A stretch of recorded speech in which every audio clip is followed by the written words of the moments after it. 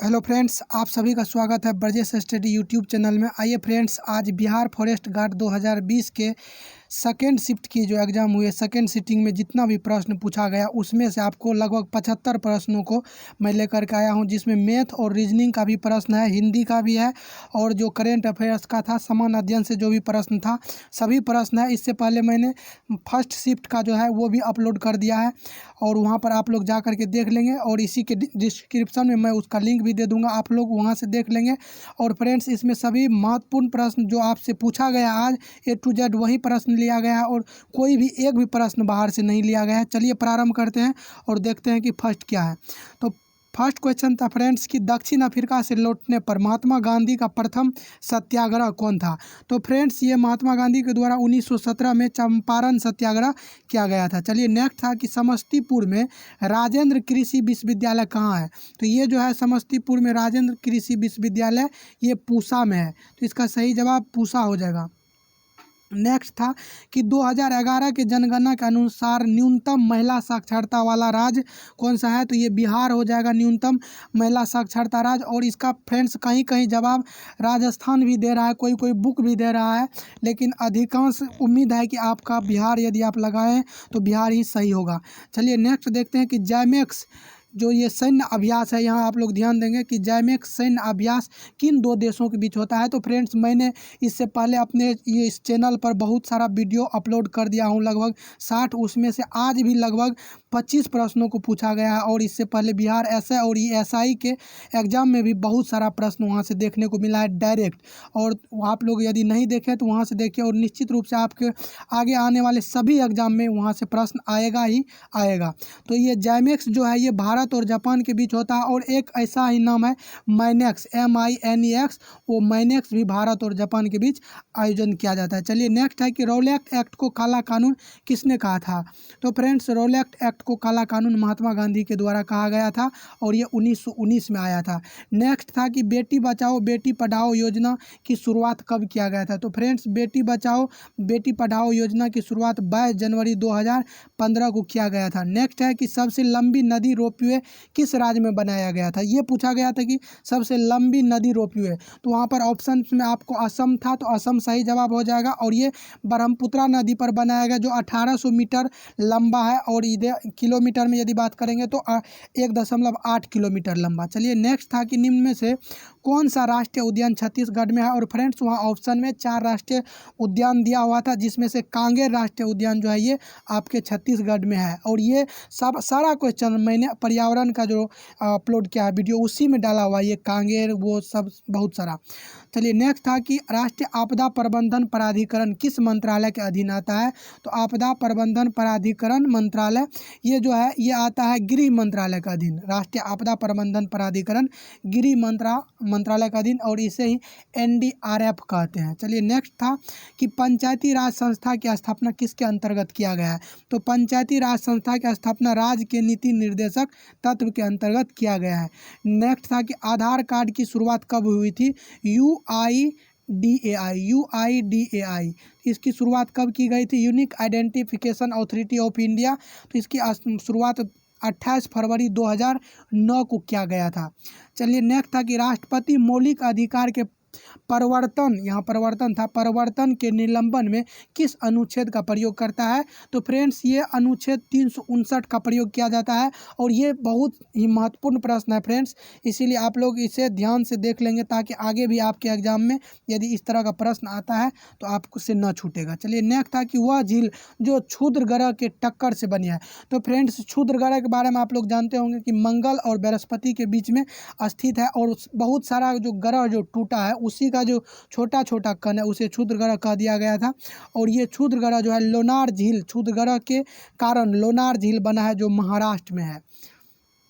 Next था कि संसद में कौन कौन शामिल होता है। तो संसद में लोकसभा, राज्यसभा और राष्ट्रपति ये तीनों सम्मिलित होता है। अगला देखिए क्या था कि आर्य समाज की स्थापना किसने किया था। तो आर्य समाज की स्थापना 1875 में स्वामी दयानंद सरस्वती के द्वारा किया गया था। नेक्स्ट था कि भारत के प्रथम गवर्नर जनरल कौन था। तो फ्रेंड्स, यहाँ पर क्या हो गया था कि वहाँ पर ऑप्शन में आप लोग सोच रहे होंगे कि इसका जवाब जो है लॉर्ड विलियम बेंटिंक होना चाहिए और होना भी चाहिए, वहाँ ऑप्शन में था ही नहीं लॉर्ड विलियम बेंटिंक। तो वहाँ पर आपको वारेन हेस्टिंग्स सही हो जाएगा। ये जो है कि बंगाल के प्रथम गवर्नर जनरल बने थे, और बंगाल के प्रथम गवर्नर यदि आपसे पूछेगा तो वो रॉबर्ट क्लाइव होगा, लेकिन गवर्नर जनरल कहेगा तो वारेन हेस्टिंग्स। और बंगाल का अंतिम गवर्नर और प्रथम गवर्नर जनरल ये वारेन हेस्टिंग्स, और प्रथम गवर्नर ये था रॉबर्ट क्लाइव। लेकिन भारत का प्रथम गवर्नर जनरल 1800 ये जो 33वां अधिनियम आया था तो उसी के तहत भारत का प्रथम governor general Lord William Bentinck को बनाया गया था, लेकिन ऑप्शन में वहाँ था ही नहीं, तो इसीलिए इसका सही जवाब वारेन हेस्टिंग्स ही होगा। और यदि भारत का प्रथम वायसराय पूछेगा तो आप लोग जानते होंगे कि 1858 के अधिनियम के तहत लॉर्ड कैनिंग को बनाया गया था। चलिए नेक्स्ट था कि लद्दाख के प्रथम उपराज्यपाल कौन बने, तो लद्दाख के प्रथम उपराज्यपाल RK माथुर यानी राधा कृष्ण माथुर को बनाया गया था। चलिए नेक्स्ट था कि दिल्ली के लाल किला में मोती मस्जिद का निर्माण किसने करवाया था, तो दिल्ली में जो मोती मस्जिद है ये औरंगजेब ने बनाया था, और आगरा में जो है ये शाहजहाँ बनाया था। आप लोग ऐसे याद रखेंगे, जहाँ अ एक है, जैसे दिल्ली है तो दिल्ली में अ नहीं है तो इसका सही जवाब अ हो जाएगा यानी औरंगजेब। और ये जो आगरा में है तो वहाँ पर अ है आगरा में, तो वहाँ का मोती मस्जिद में उसका जो सही जवाब होगा वो शाहजहाँ होगा। यानी आगरा है अ है वहाँ, तो जवाब में अ नहीं होगा। यहाँ दिल्ली में अ नहीं है तो इसका औरंगजेब होगा। इस तरह से आप याद रख सकते हैं क्योंकि इसमें अधिकांश कन्फ्यूजन होता है। चलिए नेक्स्ट था कि सोना के उत्पादन में सबसे अग्रणी राज्य, तो फ्रेंड्स सोना के उत्पादन में कर्नाटक सबसे है, वहाँ पर सोना का बहुत सारा खादान है, जैसे कोल्लार है, ये हुट्टी है, ये सभी सोना का खादान है। नेक्स्ट था कि प्रकाश वर्ष किसका मात्रक है, तो प्रकाश वर्ष ये दूरी का मात्रक है। इस तरह का सभी प्रश्न मैंने डाल रखा है, आप लोग नहीं देखे हैं आप लोग ज़रूर देखिए। यदि आपको एग्जाम में वहाँ से लगभग 30 से 40 प्रश्न, अभी तो 20 से 25 आ रहा है क्योंकि मैंने 60 वीडियो ही डाला है। यदि मैं पूरा वीडियो डाल दूंगा 200-400 तो आप लोग देख लीजिएगा 100% प्रश्न वहीं से आपको मिलेगा। तो ये प्रकाश वर्ष दूरी का मात्रक है। चलिए नेक्स्ट था कि वस्तु यानी कोई भी वस्तु है तो पृथ्वी के सतह से उसका पलायन वेग क्या होगा, तो उसका पलायन वेग 11.2 किलोमीटर प्रति सेकेंड।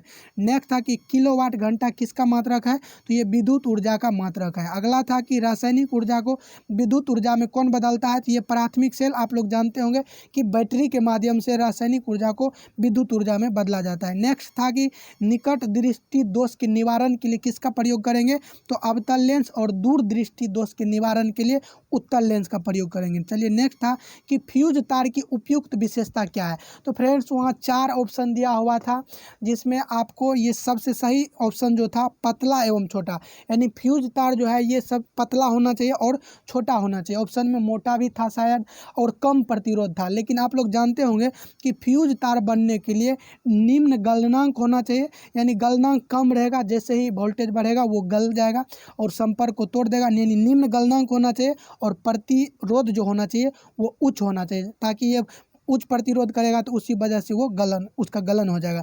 तो फ्यूज के लिए उपयुक्त विशेषता पतला एवं छोटा, ये इसका सही जवाब होगा। चलिए अगला क्या था, मानव रक्त का पीएच मान क्या होता है, तो पीएच होता है 7.4, और पीएच का मान जो है पीएच मान का सोरेनसन ने खोज किया था 1909 में। चलिए नेक्स्ट था कि आईसी का फुल फॉर्म क्या होता है। आईसी के बारे में आप लोग जानते होंगे, इंटीग्रेटेड सर्किट होता है। और अगला था कि केवलादेव राष्ट्रीय उद्यान किस लिए प्रसिद्ध है, और फ्रेंड्स केवलादेव, ये सभी सारा प्रश्न मैंने पर्यावरण में करा करके रखा है। तो केवलादेव राष्ट्रीय उद्यान जो है ये पक्षी से संबंधित है और ये राजस्थान में स्थित है।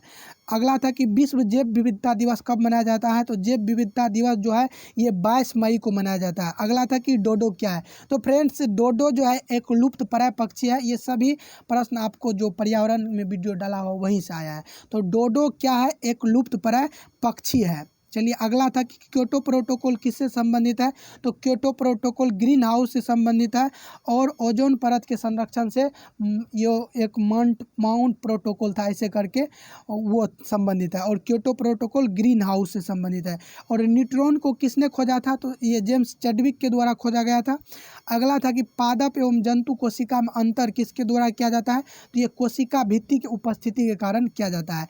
नेक्स्ट था कि माइंड स्पोर्ट्स ओलंपिक ओलंपियाड में मानसिक गणना वर्ल्ड चैंपियनशिप 2020 में भारत के लिए स्वर्ण पदक किसने जीता? ये बहुत ही कठिन प्रश्न था फ्रेंड्स कि माइंड्स स्पोर्ट्स ओलंपियाड में मानसिक गणना वर्ल्ड चैंपियनशिप 2020 में भारत के लिए स्वर्ण पदक किसने जीता? तो ये भानु प्रकाश जोनल गुड्डा ने, भानु प्रकाश जोनल गुड्डा, इसका आयोजन हैदराबाद में किया गया था। तो इसका सही जवाब भानु प्रकाश जोनल गुड्डा।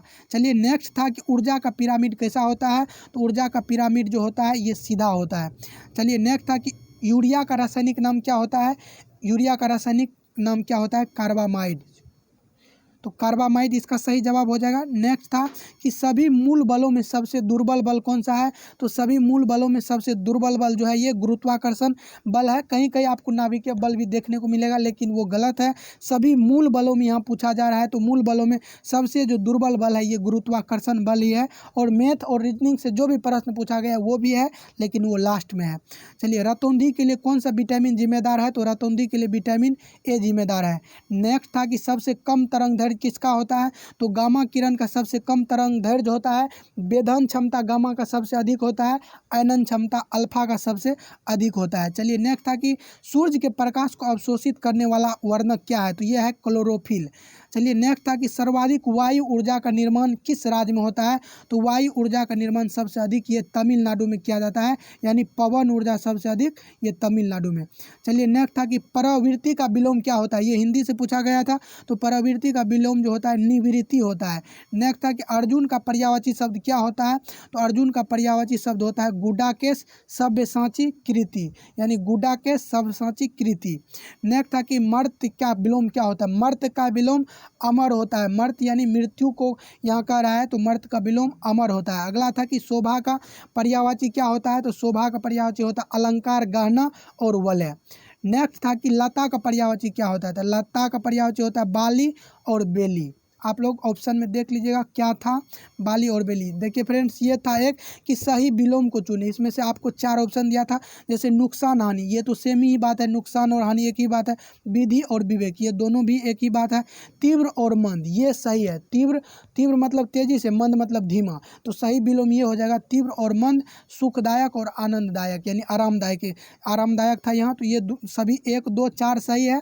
और यहाँ पर सही विलोम को चुनना है, तो सही विलोम आपको जो है ये क्या हो जाएगा 3, और बाकी सभी में एक ही बात का दूसरा रूप यानी पर्यायवाची है।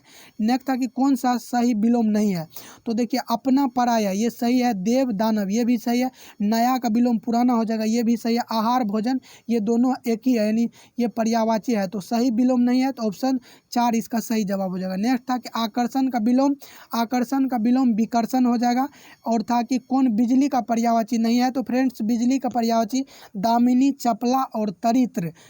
यहाँ ऐसे लिखा है, तो तरित।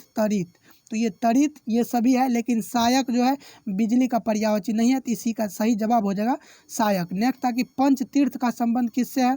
तो पंचतीर्थ का जो संबंध है सामाजिक समावेश से है। पंचतीर्थ ये डॉक्टर भीमराव अंबेडकर के जो है ये जन्म दिवस पर ये ऐसा किया गया था, और खास करके इसमें 5 स्थल को लिया गया है, तो ये सामाजिक समावेश से संबंधित है। चलिए नेक्स्ट था कि पंचायत की वित्तीय स्थिति की समीक्षा कौन करता है? तो ये राज्य वित्त आयोग के द्वारा किया जाता है। चलिए नेक्स्ट था कि प्रथम आभासी भारत अंतर्राष्ट्रीय खाद्य और कृषि सप्ताह का आयोजन 2020 के किस माह में किया गया था? तो फ्रेंड्स ये बहुत ही कठिन प्रश्न था शायद, चूँकि इस तरह का प्रश्न नहीं पूछा जाता, यहाँ माह पूछ लिया गया था कि प्रथम आभासी भारत अंतर्राष्ट्रीय खाद्य और कृषि सप्ताह का आयोजन 2020 में किस माह में किया गया? तो ये 16 से 22 अक्टूबर के बीच किया गया था, तो इसीलिए इसका सही जवाब अक्टूबर हो जाएगा। चलिए अगला था कि जॉन आर रेड जिनका हाल ही में निधन हो गया वो किस क्षेत्र से संबंधित है? तो जॉन आर रेड क्रिकेटर थे और ये न्यूजीलैंड से खेलते थे, तो जॉन आर रेड क्रिकेट से संबंधित है। चलिए नेक्स्ट था कि 2020 का F1 एस्टारिन ग्रैंड प्रिक्स का खिताब किसने जीता था? तो ये लुइस हैमिल्टन के द्वारा जीता गया था। चलिए नेक्स्ट अब देखिए फ्रेंड्स, यहाँ पर आपको जो पूछा गया था रीजनिंग से, तो रीजनिंग के प्रश्नों को देखेंगे तो फ्रेंड्स यहाँ ध्यान देंगे आप और समझेंगे। तो यहाँ पूछा गया था D था, F था, I था, M, R और यहाँ खाली स्थान था, क्या होगा? तो आप ध्यान देंगे यहाँ 4 में 2 जोड़ दिया तो 6 हो गया, फिर 6 में 3 जोड़ेंगे तो 9, फिर 9 में 4 तो 13 M में 5 जोड़िएगा तो 18 होगा। 18 का क्या होता है R, फिर अब 5 5 जोड़े हैं तो अब क्या जोड़ेंगे 6, तो यानी यहाँ 24, यानी 24 का क्या होता है x, तो इसका सही जवाब x हो जाएगा। और फ्रेंड्स यहाँ देखिए एक ये सांख्यिकी है, ये मतलब वेन डायग्राम से ये जो ग्राफ से पूछा गया था, तो आप ध्यान से देखेंगे और ग्राफ को समझेंगे। और दिया था कि मासिक आय जो है ये सभी एक टोटल मासिक आय कितना है 80,000 दिया हुआ था, और ये राशन से संबंधित है, और ये हज़ार में खर्च दिया हुआ था। इधर ये हज़ार में खर्च, राशन, मकान किराया, शिक्षा, परिवहन और ये विविध विभाग। तो और फ्रेंड्स इसको देखेंगे कि इससे 5 प्रश्न पूछा गया, 5 प्रश्न को देखेंगे। यदि आपको अच्छा लग रहा है तो आप चैनल को ज़रूर सब्सक्राइब कर लेंगे, ताकि आपको आने वाले किसी भी एग्ज़ाम में इस चैनल के माध्यम से एग्ज़ाम में बहुत सारा प्रश्नों की हेल्प मिल सके।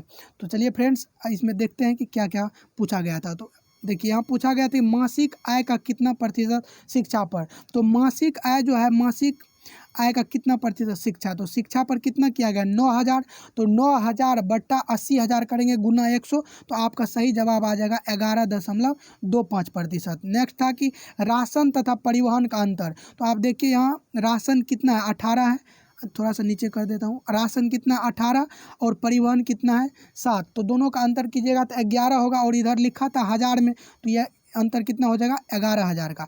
नेक्स्ट था कि कुल मासिक खर्च। तो कुल मासिक खर्च ये सभी को आप जोड़ देंगे, 18 में ये 14 को जोड़ेंगे तो 32, 32 में 41, 41 में यहाँ 7 है फ्रेंड, 7 को जोड़ेंगे तो कितना हो जाएगा 48, 48 में आप जब 11 को जोड़ेंगे तो ये हो जाएगा 59, यानी 59,000 कुल मासिक खर्च इसका सही जवाब होगा। अगला था कि मकान किराया तथा परिवहन पर खर्च। तो मकान किराया पर 14,000 है और परिवहन पर 7 है, आप काटेंगे तो 2:1 इसका सही जवाब आएगा।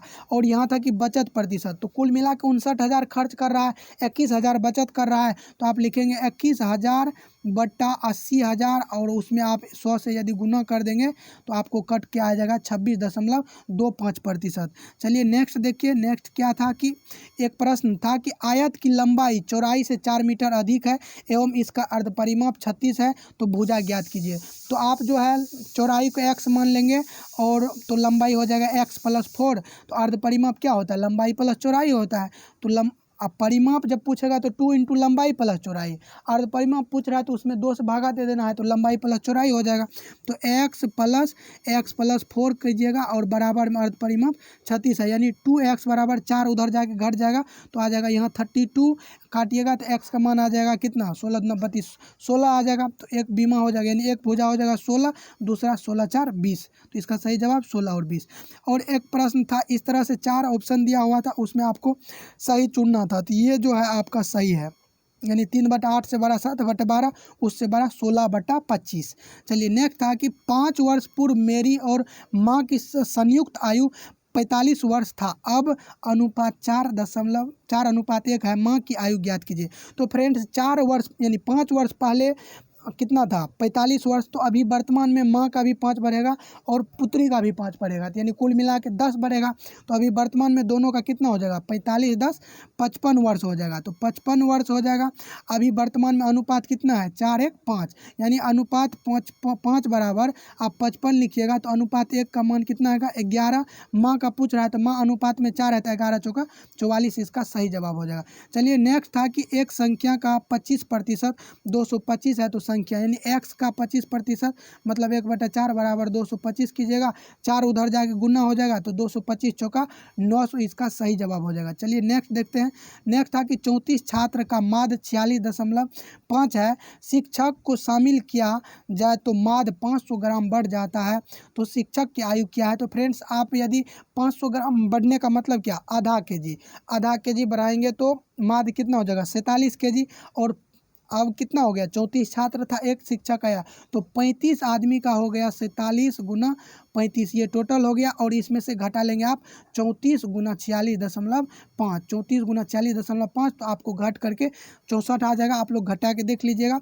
और एक फ्रेंड्स ये क्वेश्चन पूछा गया तो 0.9 का सन्निकट मान क्या होगा। तो फ्रेंड्स आप लोग जानते होंगे कि जब वर्गमूल निकाला जाता है तो दशमलव के बाद यदि जोड़ा नहीं आया तो आप जोड़ा लगाने के लिए शून्य दीजिए।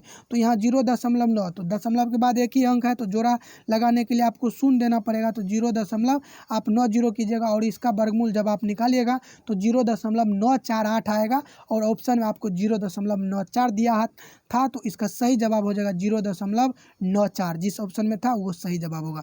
चलिए एक रीजनिंग देखिए। रीजनिंग था कि 100 था, फिर 50 था, 200 था, 25 था, 400 था, खाली था, वहाँ क्या होगा। तो फ्रेंड्स यहाँ ध्यान देंगे, यहाँ 2 से क्या क्या है भागा दे दिया, यहाँ 4 से गुना कर दिया, यहाँ क्या क्या है 8 से भागा दे दिया, यहाँ 16 से गुना कर दिया है।